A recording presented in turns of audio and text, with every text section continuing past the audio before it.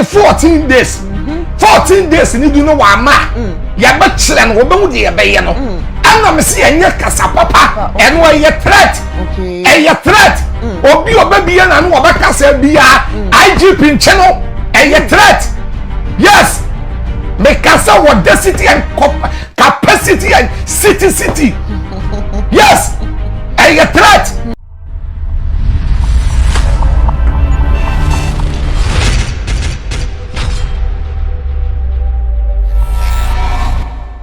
No, and some you buy no coy and I say, or honor cancer. Oh, there be, and there's no one. But no appointment to a program the that. Okay. And then yeah, 17 swinting over Casa Uncle. What you say? One say, a Christopher no, Yana Bible say, Christo need in a channel or Yasun Dre on Pepper Sabasa. It be Biba say ya. Now you're soft one as I would dash Waliganwa. Now what's Soleman? Any Ghana for say ya mom pie na your brew. Okay. Emra. Okay. A yard your brew. Sabi your papa chance I didn't sorry what you want. Pepper Sabasa. One young masua won't send in one sem. A yard your brew no pasoba. Eba engine or say one mom pie. Now a jana air delano. Mojanishin, Nijanendo. Wow. Come on. Ma who say what can say if you chini abofno after say Christian Council for na ba ma who say video minim de minim say before na say after mo fa nche me bia na manhwe we no kakra but no can say wan kasantia krodua ne mu nyina na emom no o can specifically say e bia demonic na we use you no for the Nogokpo na kasa na nye say the whole township and worker na social media so na bi mo agina no e di esibone Mini aba ena make say one say adwen wo ye papa chas adenasari tirimo no anya dwen bone say sabe o cassette ya nananom no popofo no ena o cassette adwen ne woni tirimo na o de kan na anya bone but yen kan say akowie bone okay na anya bone o but yen kan say akowie bone da akowie bone no na make us one ya ho maso wonti no wasan ba back no wa be chire mo na wasan ya apology naka eno ne yesre ye nananom say ye nananom ahimfo sabe papa no oye wale ye de hye okay oye yakonta oye yase oye bibia wa be chire mo say ya enye hwe ye mfa ncha no na etuo de ko akotwere baby etwe ya wo Ghana hey sabe ya papa chas agena Asare asole say befuo bebre wom me sure pa bebra nkasa o won sole wo krom won so bebre okay ye nyina ye nipa ba ko Ghana so ye nipa ba ko Ghana no sa asem ba enu kwanse ye twea na won wa ya no social media fo ni bi kura na ye mabufu yes social media for woni bi no so we say the assembly ba obi aka bi da bi o kan fanyansa ka ba so wo social media na asem ba na begina wo ye ena chasra agena sorry ena wo mfuri nyame ena wo ye fake ena wo ni o nyame mfre no ena wo mfuri nyame no ofuri wo nana wo furi akonta wo furi wase ena wo ye fake da bi ye nkasa sa wakasa wo se nipa na wo jeje no nti nkasa ma wa no mfom da wo say nipa on kasai ema wanon from da wunye mistake da wuntia wo bi nan so da one say every the social media for ni bi asuso mu ja eno kura na bia e ka wo ma ya nananom ahemfo no okay what you say because social media for ni bi o wa ebi be suso mu ja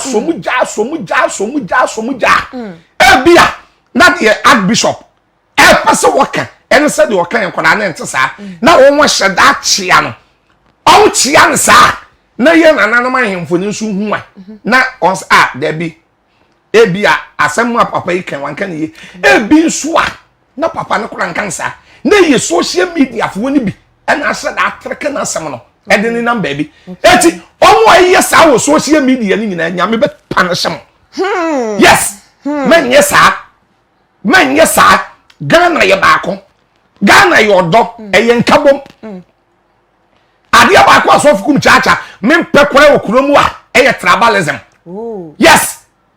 Tribalism what they call. Me say I like ewe. I like before. What you say? And before my son. Me say me pe won wasam do won. Wow. Yes.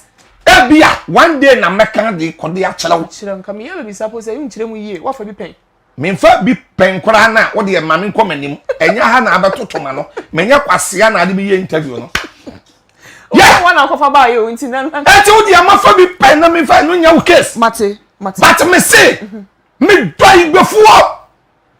Ana me pa igbefuo sem. Ana wo man no awurade. Oh, you good. In what way? Massa, you can say in good way. Okay. But Ghana way. Kwasha Sante for bebre awale before. Na before bebre awale Sante for. Achimfo bebre awale Mfante for. Mfante for bebre awale before. Novenes for bebre awale twifo. And the twifo awale novenes. Ghana pena say what do we call so yama yensem. Yeah. Ghana pet. It will be better now. No, the tribalism of Bebani Yamamua.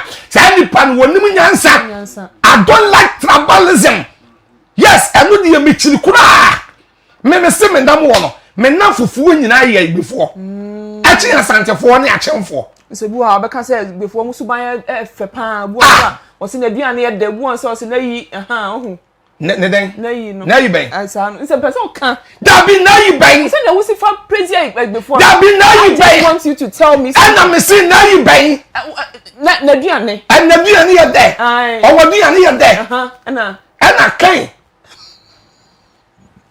I was saying for my main king kind comments. Kakra abana yemfa komono so and so as many safu Kumchacha and na edi enkomwe.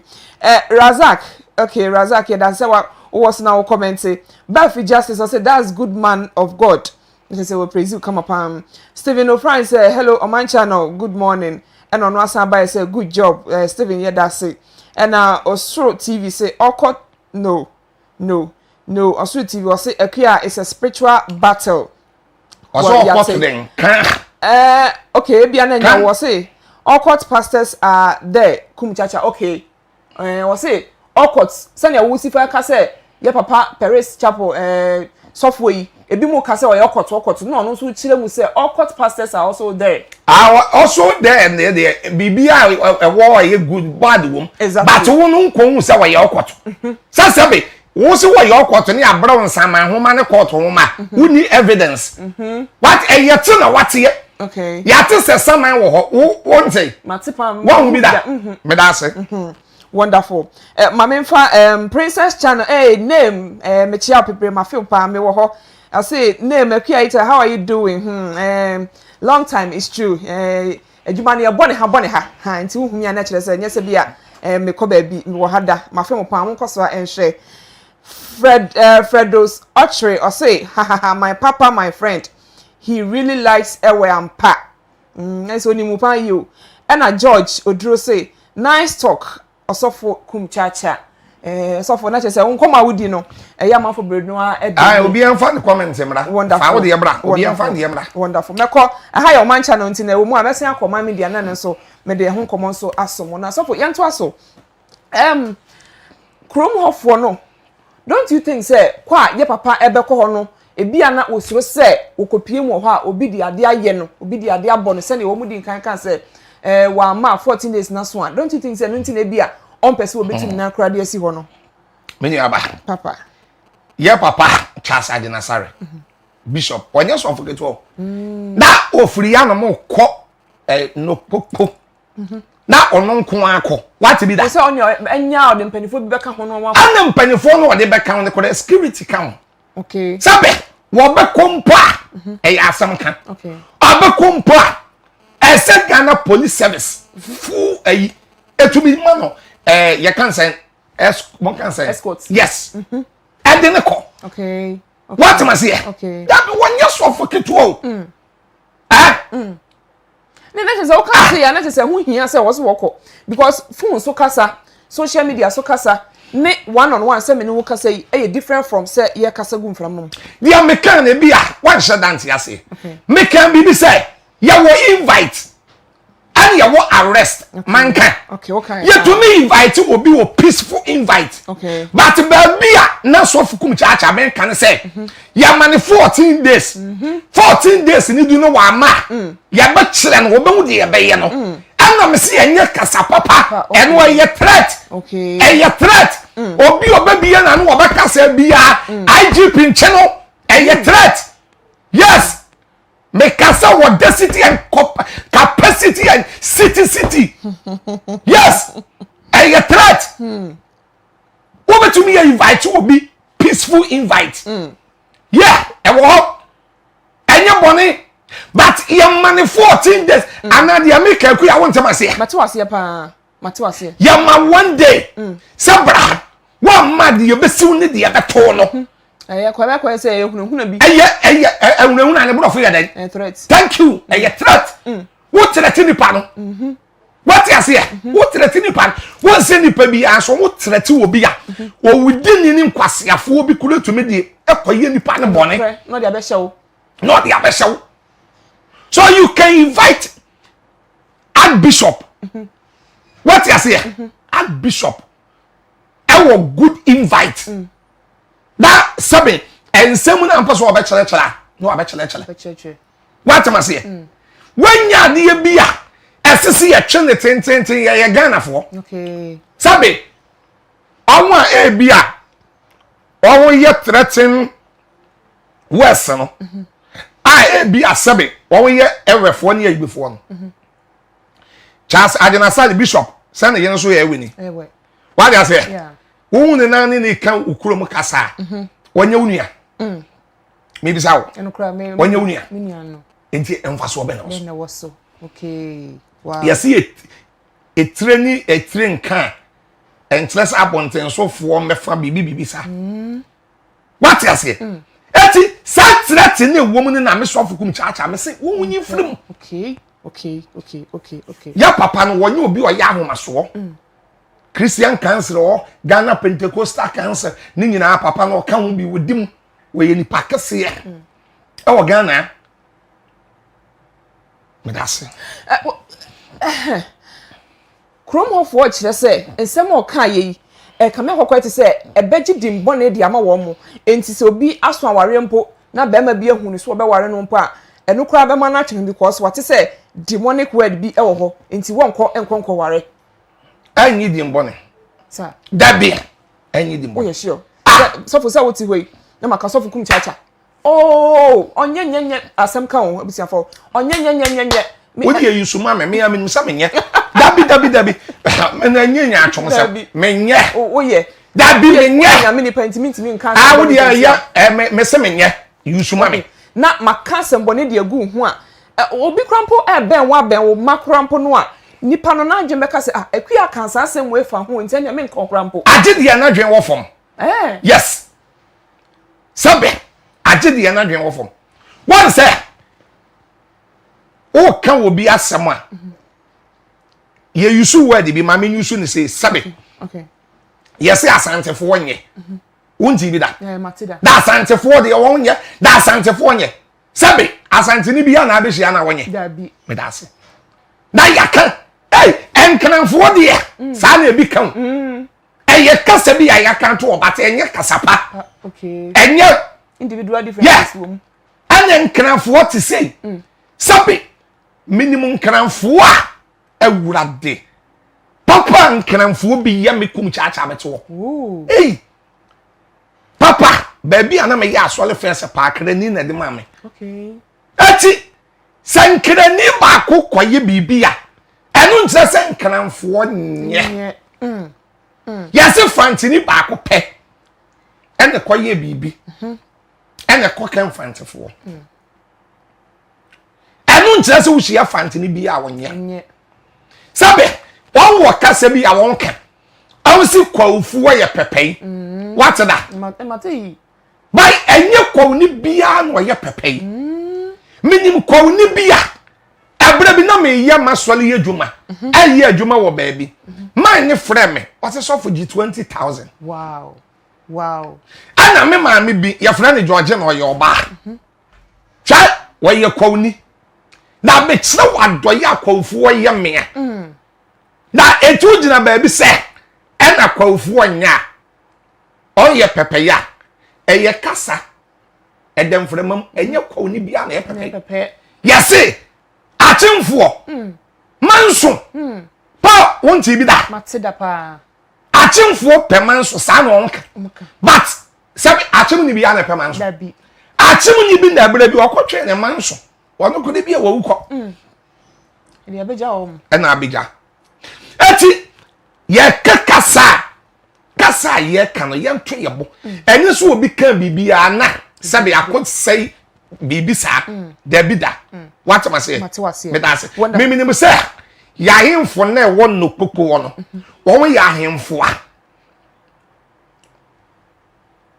on edo nyame sabi o facha me wo so obi nkwa asole enkyere so wo no nyame o no kra bi mu ye wo so obi nkwa asole ya asam ka na enkyere so wo no nyame obi owo a hwe obi ti say mame mo ni di nye eyi kakra kwaku buronsam